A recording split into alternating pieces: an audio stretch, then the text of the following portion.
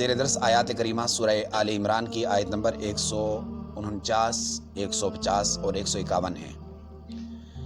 ان آیات کریمہ میں اللہ تبارک و تعالیٰ نے اہل ایمان کو ایک تنبیہ فرمائی ہے اور فرمایا ہے کہ اگر تم ان لوگوں کی اطاعت کرنا شروع کر لو گے، تابعداری شروع کر لو گے جو کافر ہیں، یردوکم علی اعقابکم، وہ تمہیں تمہاری ایڑیوں کے بل پلٹا دیں گے۔ معنی یہ کہ جہاں تم زمانہ جاہلیت سے زمانہ اسلام میں داخل ہوئے، جاہلیت سے اسلام میں داخل ہوئے، اب وہ چاہتے ہیں کہ دوبارہ تمہیں جاہلیت میں لوٹا دیں، اس لیے ان کی اطاعت نہیں کرنی۔ فتنقلبوا خاسرین، اگر خدا نخواستہ تم نے ان کی روش اور ان کی اس چال کو نہ سمجھا تو نتیجہ یہ ہوگا کہ تم ان کی اطاعت کر گزرو گے، اور نتیجہ یہ ہوگا کہ تم لوگ خاسرین میں، نقصان والوں میں، گھاٹے والوں میں چلے جاؤ گے۔ پس منظر کیا ہے آیت کریمہ کا؟ پچھلی آیات میں یہ حضور نبی کریم صلی اللہ علیہ وسلم کے اس غزوے کا تذکرہ چل رہا ہے جو غزوہ احد کے نام سے ہے۔ ربیع الاول کا مہینہ ہے، ہر جگہ پر حضور صلی اللہ علیہ وسلم کے تذکرے ہیں، لیکن المیہ یہ ہے کہ حضور صلی اللہ علیہ وسلم کے ان تذکروں کو ربیع الاول میں بیان نہیں کیا جاتا۔ اس تذکرے کو کہ حضور صلی اللہ علیہ وسلم بنفس نفیس غزوہ احد میں شریک ہوئے، آپ صلی اللہ علیہ وسلم پر حملہ ہوا، آپ کے چہرہ مبارک زخمی ہوا، ابن قمیہ نامی آدمی کی تلوار سے آپ صلی اللہ علیہ وسلم کے چہرہ مبارک سے خون بہہ نکلا، اور آپ کے دفاع کے لیے، آپ کے ڈھال کے لیے آپ کا وفادار، آپ کا جان نثار مصعب بن عمیر رضی اللہ تعالیٰ عنہ آگے بڑھے، اور وہ حضور کی مشابہت میں تھے، یعنی قد کاٹ میں اور شباہت میں حضور جیسے تھے۔ جب وہ شہید ہوئے تو اس آدمی نے آواز لگائی کہ نعوذ باللہ ثم نعوذ باللہ، محمد ابن عبداللہ قتل ہو گئے۔ جب اس نے یہ آواز لگائی تو اہل ایمان ان کی اس آواز کو سنتے ہی رنجیدہ خاطر ہوئے، کبیدہ خاطر ہوئے، دل ٹوٹ گئے، جو حوصلے تھے وہ پست پڑ گئے۔ وجہ کیا؟ وجہ یہ کہ ہمارے قائد، ہمارے رہبر اور ہمارے لیڈر، ہمارے مقتدی، ہمارے نبی جب نہیں رہے تو اب ان سے جیتنا اور ہارنا کیا؟ اب تو ہماری زندگی نہیں، اب تو ہمیں اس فتح ہو بھی جائے تو کوئی فائدہ نہیں۔ اس لیے کچھ حوصلے شکست پڑ گئے، کچھ حوصلے مات کھا گئے۔ اس کیفیت کو دیکھتے ہوئے بعض صحابہ کرام کی رائے یہ بنی کہ کچھ جو کفار کے بڑے ہیں ان سے امان لے لیتے ہیں، لیکن جو اس وقت کے دیگر صحابہ کرام جو اس محاذ پر قائم تھے، انہوں نے کہا کہ جو پچھلی آیات میں گزر چکا ہے، وما محمد الا رسول، محمد تو اللہ کے رسول ہیں، ان کی طبعی موت ہو یا ان کی شہادت ہو، ان کی شہادت سے یہ مشن رکنے والا نہیں، اس لیے کہ یہ دین الہی ہے اور اس کی حفاظت کا ذمہ اللہ نے لیا ہے، اور یہ تا قیامت رہنا ہے۔ حضور صلی اللہ علیہ وسلم حیات ہوں یا اس دنیا سے رخصت ہو جائیں تب بھی اس دین نے چلنا ہے، لہٰذا ہمیں فتح حاصل کرنی چاہیے۔ انہوں نے سہارا دے کر صحابہ کرام کو آگے بڑھایا، ایمان والوں سے کہا کہ تم ان کے پراپوگنڈے کا شکار ہو گئے، تم ان کی چال بازی کا شکار ہو گئے۔ یہ تو انہوں نے چال چلی ہے کہ یہ کہیں کہ یہ شہید ہو گئے، لہٰذا تم حوصلہ ہار جاؤ، ہمت ہار جاؤ، ان کی چال میں نہیں رہنا۔ چنانچہ اہل ایمان اس وقت مضبوط ہوئے، ثابت قدم ہوئے۔ اگلی آیات میں آ رہا ہے کہ ان کو کیسے شکست ہوئی۔ اہل ایمان کو ظاہری طور پر شکست تو ہوئی، لیکن میدان چھوڑ کر کے بھاگنے والے کفار تھے، مشرکین تھے۔ شکست اہل ایمان کو ہو گئی، ان کی اجتہادی غلطی کی وجہ سے ہوئی، لیکن میدان چھوڑ کر وہ بھاگے ہیں کیوں؟ لیکن اس سے پہلے یہ سمجھ لیا جائے کہ یہ چال ایک اس دور میں نہیں تھی، یہ ہر دور میں ہے۔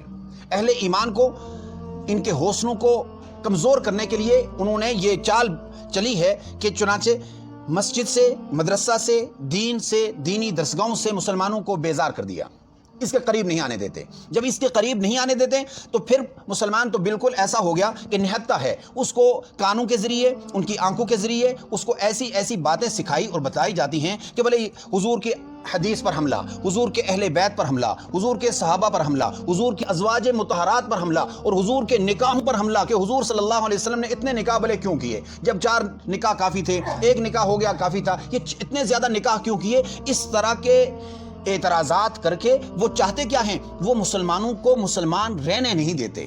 چنانچہ نصرانی، عیسائی مشنری، یہودی مشنری جو ملک پاکستان میں اور دیگر اسلامی ممالک میں کام کر رہی ہے، یاد رکھیے ان کا مشن، ہم تو 1 سال کے بعد 2 سال کے بعد نتیجہ حاصل کرنے والے ہوتے ہیں، بھی آپ نے کیا کیا، آپ کی کیا پروگرس ہے۔